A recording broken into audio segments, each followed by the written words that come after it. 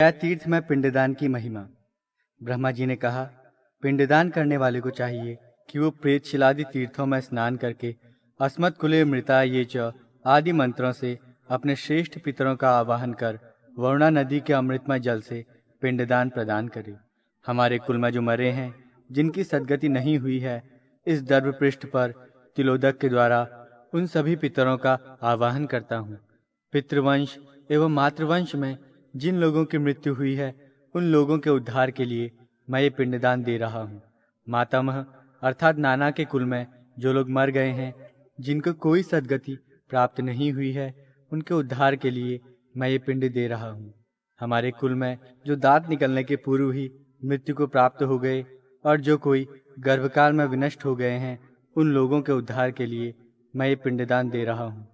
बंधु कुल में उत्पन्न जो कोई नाम गोत्र से रहित हैं, स्वगोत्र एवं परगोत्र में जिनकी कोई गति नहीं रही है, उनके उद्धार के लिए मैं ये पिंड दे रहा हूँ। उपदंधन, फांसी द्वारा अथवा विष से या शस्त्राघात से जिनकी मृत्यु हुई है, जिन्होंने आत्महत्या की है, उन लोगों के लिए ये पिंड दे रहा हूँ।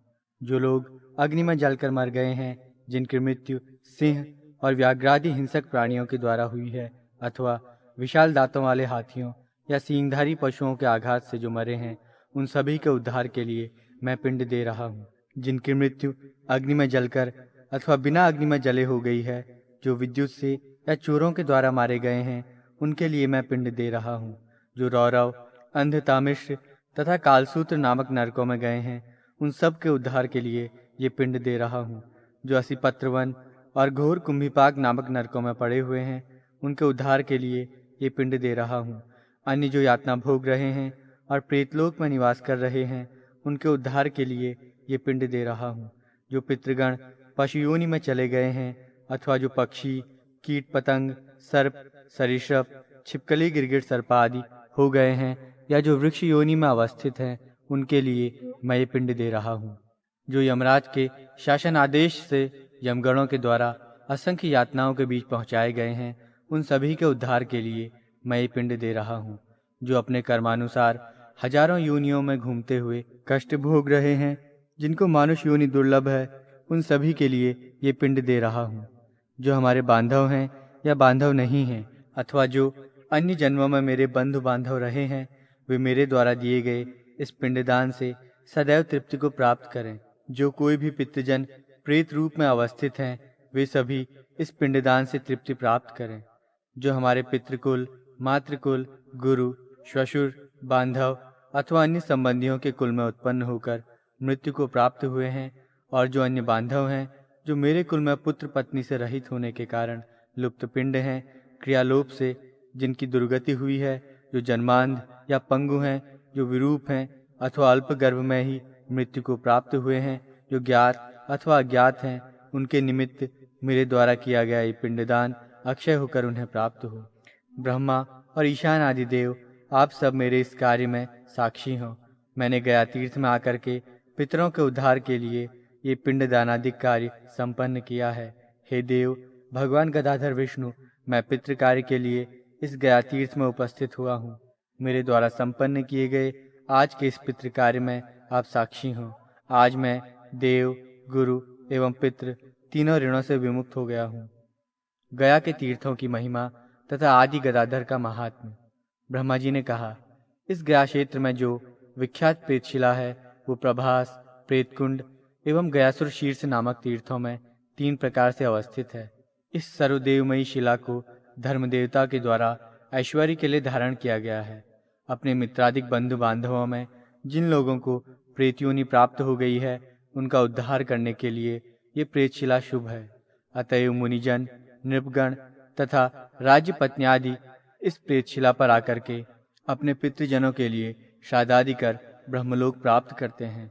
गयासुर के मुंड के पृष्ठभाग में जो शिला स्थित है, उसका नाम मुंड पृष्ठगिरी है। इसी कारण ये पर्वत सर्वदेवमय है। इसके पाददेश में ब्रह्म सरोवर आदि अनेक तीर्थ हैं। उन तीर्थों में एक अरविंदवन नामक तीर्थ है। उस वन से सुशोभित होने के कारण उसके पर्वतीय प्रांत भाग को अरविंदगिरी कहते हैं। वहाँ पर क्रौंच पक्षियों के चरण चिन्ह विद्यमान रहते हैं, इसलिए वो पर्वतीय भाग क्रौंचपात के नाम से प्रसिद्ध है। श्राद्धादि करने से वो तीर्थ पितरों को ब्रह्मलोक प्रदान करता है। आदिकाल से ही यहाँ पर आदिदेव भगवान गदाधर विष्णु अव्यक्त रूप में शिला रूप में स्थित हैं। इसलिए ये शिला देवमयी कही गई है। ये शिला गयासुर के सिर को आच्छादित करके वर्तमान समय में भी अपने गुरुत्व भाव के कारण चारों ओर से अवस्थित है। कालांतर में महारुद्रादि देवों के साथ आदि अंत से रहित हरि आदि गदाधर के रूप में व्यक्त होकर यहाँ स्थित हो गए हैं। जिस प्रकार पूर्व काल में धर्म संरक्षण एवं अधर्म विनाश के निमित्त दैत्यों और राक्षसों का संहार करने के लिए मत्स्यावतार हुआ, जैसे कूर्म, वराह, नृसिंह, वामन, परशुराम, दाशरथी राम, कृष्ण और बुद्ध हुए, तदनंतर कल के अवतार भी हुआ, उसी प्रकार यहाँ पर व्यक्त अव्यक्त भगवान आदि गदाधर प्रकट हुए। आदिकाल में इसी पवित्र तीर्थ पर ब्रह्मादि देवों ने आदिदेव भगवान गदाधर विष्णु की पूजा की थी।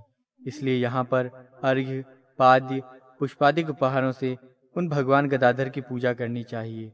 जो मनुष्य इस तीर्थ में जाकर अन्य देवताओं के साथ इन आदिदेव भगवान गदाधर को अर्घ्यपात्र, पाद्य, गंध, पुष्प, धूप, सुंदर नैवेद्य, विविध प्रकार के पुष्पों से बनी हुई मालाएं, वस्त्र, मुकुट, घंटा, चामर, दर्पण, अलंकार, पिंड, अन्न तथा अन्यान्य वस्तुओं को प्रदान करता है, वो जब तक इस पृथ्वी पर जीवित रहता है तब तक धन, धान्य, आयु, आरोग्य, संपदाओं, पुत्र पौत्रादिक संतति, श्रेय, विद्या, अर्थ एवं अभीष्ट कामनाओं को प्राप्त करता है। भार्या को प्राप्त कर अंत में स्वर्ग का निवासी बन जाता है।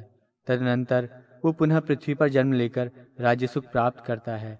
वो श्रेष्ठ कुलीन मनुष्य सत्व संपन्न होकर युद्ध भूमि में शत्रुओं को पराजित करने में समर्थ रहते हुए वध और बंधन से विमुक्त होकर मृत्यु के पश्चात मोक्ष प्राप्त करता है।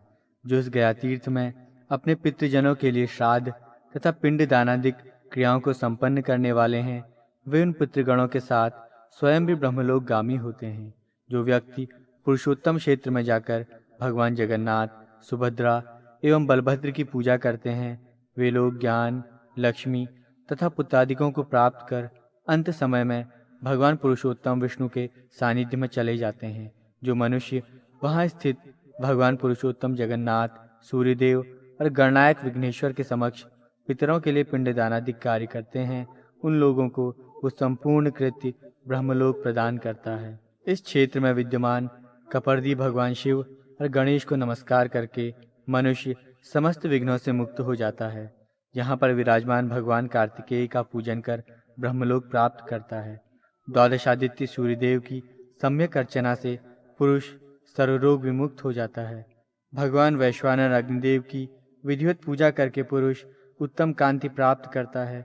रेवंत देव की पूजा करके मनुष्य उत्तम जाति के अश्वों को प्राप्त करता है।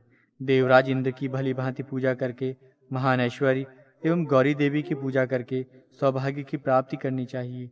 मनुष्य सरस्वती देवी की पूजा करके विद्या, लक्ष्मी की पूजा करके संपत्ति तथा गरुड़ की पूजा करके विघ्नों के समूह से विमुक्त हो जाता है। क्षेत्रपाल देव की पूजा करके व्यक्ति ग्रहों के समूह से निर्मुक्त हो जाता है। मुंडपृष्ठ की पूजा करके अपनी संपूर्ण अभिलाषाओं की पूर्ति करनी चाहिए।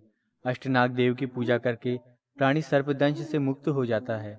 ब्रह्मा की पूजा करके ब्रह्मलोक का पुण्य अर्जित करना चाहिए। भगवान बलभद्र की सम्यक पूजा करके शक्ति और आरोग्य तथा सुभद्रा देवी की विधिवत पूजा करके परम सौभाग्य की प्राप्ति होती है। भगवान पुरुषोत्तम जगन्नाथ की पूजा करके संपूर्ण कामनाओं की पूर्ति होती है। भगवान नारायण की पूजा करके वो मनुष्यों का अधिपति होता है। नृसिंह देव के चरणों का स्पर्श एवं नमन करके मनुष्य संग्राम में विजयी होता है। वराह देव की पूजा करके वो पृथ्वी का राज्य प्राप्त करता है तथा मालाधर एवं विद्याधर का स्पर्श करके विद्याधरों के पद को प्राप्त कर लेता है। भगवान आदि गदाधर की सम्यक पूजा करके प्राणी समस्त अभिलाषाओं को पूर्ण कर लेता है। भगवान सोमनाथ की पूजा से शिवलोक को प्राप्त करता है। रुद्रदेव को नमस्कार करके रुद्रलोक में प्रतिष्ठापित होता है। रामेश्वर शिव को प्रणाम करके मनुष्य को राम के समान अतिशय प्रिय बनना चाहिए। भगवान ब्रह्मेश्वर की पूजा करके ब्रह्मलोक प्राप्ति की योग्यता प्राप्त करनी चाहिए। कालेश्वर की भली भांति पूजा करके कालजयी बनना चाहिए। केदारनाथ की पूजा करके शिवलोक में प्रतिष्ठा प्राप्त करनी चाहिए और भगवान सिद्धेश्वर की पूजा करके मनुष्य को ब्रह्मलोक प्राप्त करना चाहिए। आदिदेव रुद्र आदि के साथ भगवान आदि गदाधर विष्णु का दर्शन करके अपने 100 कुलों का उद्धार कर उन्हें ब्रह्मलोक प्राप्त कराए। आदि गदाधर की पूजा से धर्मार्थी धर्म को, धनार्थी धन को, कामार्थी काम को तथा मोक्षार्थी मोक्ष को प्राप्त करता है। इनकी पूजा से राज्य चाहने वाला पुरुष राज्य और शांति का इच्छुक शांति प्राप्त कर लेता है। सब प्रकार की कामना करने वाला सब कुछ प्राप्त कर लेता है। इन भगवान आदि गदाधर की अर्चना से पुत्र की कामना करने वाली स्त्री को पुत्र, सौभाग्य चाहने वाली को सौभाग्य तथा वंश अभिवृद्धि के इच्छुक स्त्री को वंश अभिवृद्धि का पुण्य प्राप्त करना चाहिए। मनुष्य श्राद्ध, पिंडदान, अन्नदान और जलदान के द्वारा भगवान गदाधर देव की विधिवत पूजा करके ब्रह्मलोक प्राप्त करता है। पृथ्वी पर अवस्थित सभी तीर्थों की अपेक्षा जिस प्रकार गयापुरी श्रेष्ठ है, उसी प्रकार शिला के रूप में विराजमान गदाधर श्रेष्ठ हैं। उनकी मूर्ति का दर्शन करने से संपूर्ण शिला का दर्शन हो जाता है, क्योंकि सब कुछ तो भगवान गदाधर विष्णु ही हैं। 14 मनवंतरों का वर्णन तथा 18 विद्याओं के नाम। श्री हरि ने कहा, हे रुद्र, अब मैं 14 मनु और उनके पुत्रों का वर्णन करूंगा। पूर्व काल में सर्वप्रथम स्वयंभू मनु हुए। उनके अग्निद्र आदि अनेक पुत्र थे। मरीचि, अत्रि, अंगिरा, पुलत्स्य, पुलह, क्रतु तथा वशिष्ठ, ये इस मनवंतर के 7 ऋषि कहे गए हैं। इस मनवंतर में जय, अमित, शुक्र एवं याम नामक देवताओं के 12 गण थे, जिनमें 4 सोमपाई थे। इसी में विश्वभुक और वामदेव इंद्र पद से प्रसिद्ध हुए। वाशकली नामक दैत्य उनका शत्रु था। वो भगवान विष्णु के द्वारा चक्र से मारा गया।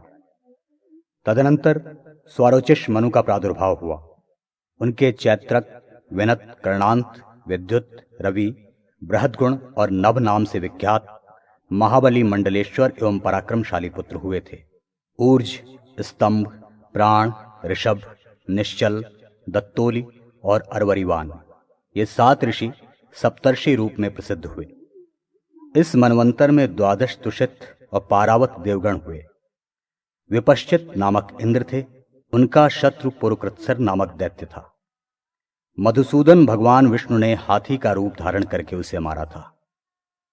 हे रुद्र, स्वारोचिष मनु के पश्चात औत्तम मनु हुए। इस मनु के अज, परशु, विनीत, सुकेतु, सुमित्र, सुबल, शुचि, देव, देवावृध, महोत्साह और अजित नामक पुत्र थे। इस मनवंतर में रथौजा, ऊर्ध्वबाहु, शरण, अनघ, मुनि, सुतप और शंकु, ये सप्तर्षि हुए। वशवर्ती, स्वधाम, शिव, सत्य तथा प्रतर्दन नाम के 5 देवगण हुए। इन सभी देवगणों के प्रत्येक गण में 12 देवता थे। स्वशांति नामक इंद्र हुए, जिनका शत्रु प्रलंबासुर दैत्य था। भगवान विष्णु ने मत्स्यावतार धारण करके उस दैत्य का वध किया। उस मनु के बाद तापस मनु हुए। उनके जानुजंग, निर्भय, नवख्याति, नय, विप्रभृत्य, विविशिक, दृढ़ेशुधि, प्रस्थलाक्ष, कृतबंधु, कृत, ज्योतिर्धाम, पृथु, काव्य, चैत्र, चेताग्नि और हेमक नामक पुत्र थे। इस मनवंतर में सुरागा तथा सुधि आदि 7 ऋषि कहे गए हैं। इसमें हरि आदि देवताओं के 4 गण थे।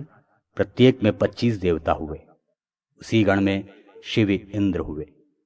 उनका शत्रु भीमरथ नामक असुर हुआ। भगवान विष्णु ने कूर्मावतार लेकर उसका वध किया।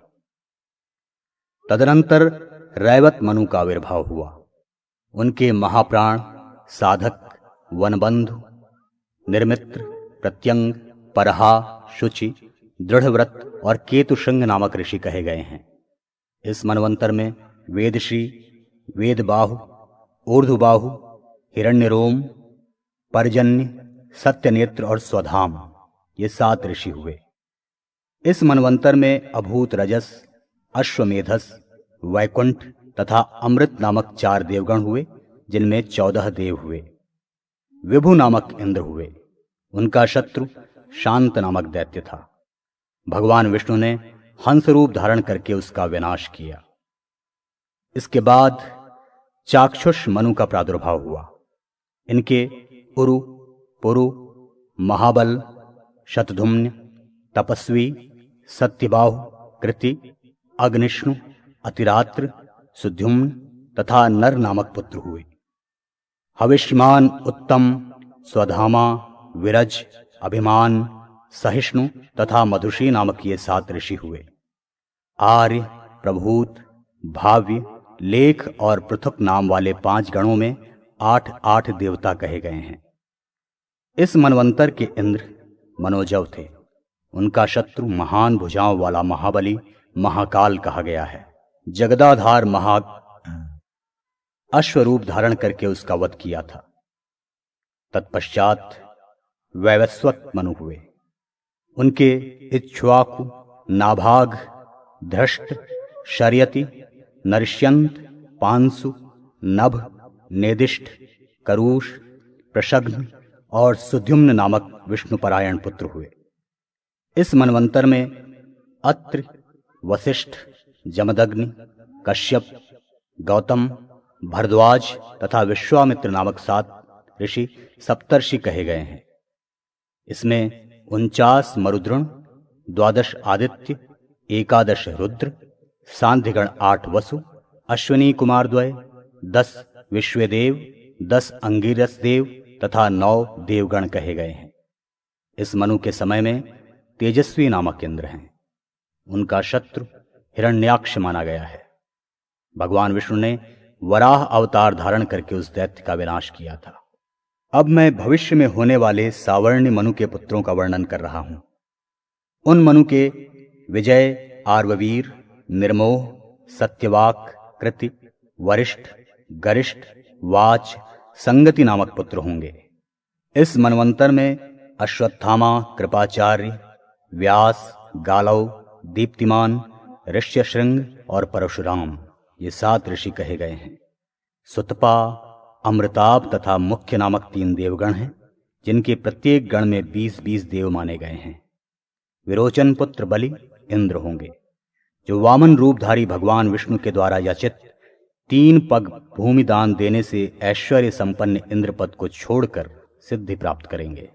हे ब्रह्मा, 9वें वरुण पुत्र दक्ष सावर्णी मनु के पुत्रों को सुने।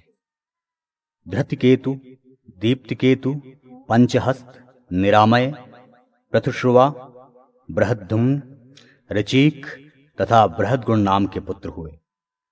इस मनवंतर में मेधातिथि, द्युति, सवस, वसु, ज्योतिष्मान हव्य और कव्य तथा विभु ये सप्तर्षि हुए। पर, मरीचिगर्भ तथा सुधर्मा ये 3 देवता हुए। इस मनवंतर में कालकाक्ष नामक देव शत्रु हुआ, जिसका वध पद्मनाभ विष्णु ने किया था। 10वें मनु के पुत्र धर्म सावर्णी के पुत्रों को सुनो। सुक्षेत्र, उत्तमौजा, भूरिषेण, शतानिक, निर्मित्र, वृषसेन, जयद्रथ, भूरिधुम्न, सुवर्चा, शांति एवं इंद्र नामक महाप्रतापी पुत्र थे। इस मनवंतर में अयोमूर्ति, हविष्मान, सुकृति, अव्यय, नाभाग, अप्रतिमौजा और सौरभ नामक सप्तर्षि हुए। इसमें देवताओं के प्राण नाम के 100 गण विद्यमान थे। उन गणों के इंद्र महाबलशाली शांत नामक देवपुरुष थे। उनका शत्रु बलि नामक असुर होगा। भगवान विष्णु अपनी गदा से उसका वध करेंगे। हे रुद्र, अब मैं आपके पुत्र 11 मनु की संतानों का वर्णन करता हूं।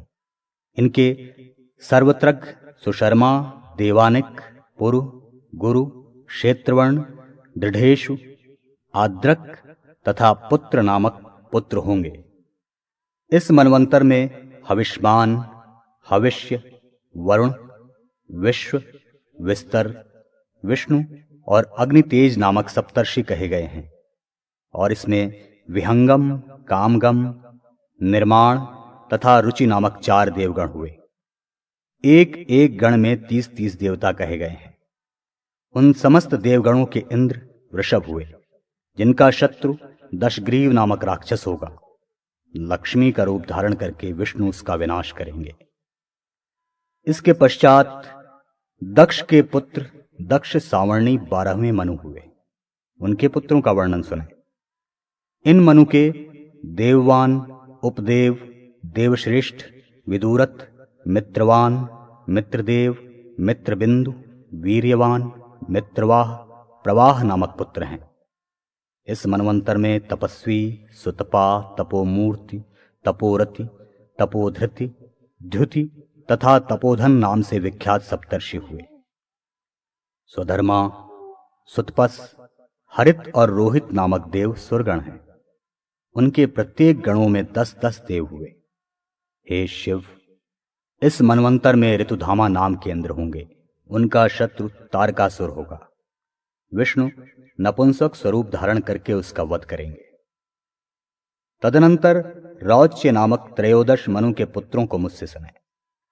इन मनु के चित्रसेन, विचित्र, तप, धर्मरथ, धृति, सुनेत्र, क्षेत्रवृत्ति तथा सुनय नामक पुत्र कहे गए हैं। इस मनवंतर में धर्म, धृतिमान, अव्यय, निशारूप, निरुत्सक, निर्मोह और तत्वदर्शी नामक सप्तर्षि कहे गए हैं। इस मनवंतर में सुरोम, सुधर्म तथा सुकर्ण 3 देवगणों का उद्भव हुआ। इन सभी गणों में 33-33 देवगण कहे गए हैं। इन देवगणों का इंद्र, दिवसपति और शत्रु त्वष्टिप नामक दानव था। भगवान विष्णु मयूर का रूप धारण करके उस दैत्य का वध करेंगे। हे शिव, अब मेरे 14वें मनु भौत्य के पुत्रों का श्रवण करें। इन मनु के उरु, गभीर, धृष्ट, तरस्वी, ग्राह, अधिमानी, प्रवीर, जिष्णु, संक्रंदन, तेजस्वी तथा दुर्लभ नामक पुत्र हों। इस मनवंतर में अग्निद्र, अग्निबाहु, मागध, शुचि, अजित, मुक्त और शुक्र ये सप्तर्षि होंगे। इस मनवंतर में चाक्षुष, कर्मनिष्ठ, पवित्र, भ्राजिन तथा वचोवृद्ध नामक 5 देवगणों के प्रत्येक गण को 7-7 देवगणों से समन्वित कहा गया है। इस मनवंतर में शुचि नाम से प्रसिद्ध इंद्र होंगे तथा महादैत्य उनका शत्रु होगा। स्वयं भगवान विष्णु ही उस महादानव का वध करेंगे। उन्हीं भगवान विष्णु ने व्यास रूप में अवतरित होकर एक ही वेद संहिता को चतुर्धा विभाजित किया। तदनंतर 18 पुराणों का प्रणयन किया। उन्होंने ही 4 वेद, 6 वेदांग और मीमांसा, न्याय पुराण, धर्मशास्त्र, आयुर्वेद, अर्थवेद, धनुर्वेद और गंधर्व वेद इन 18 विधाओं का विस्तार किया।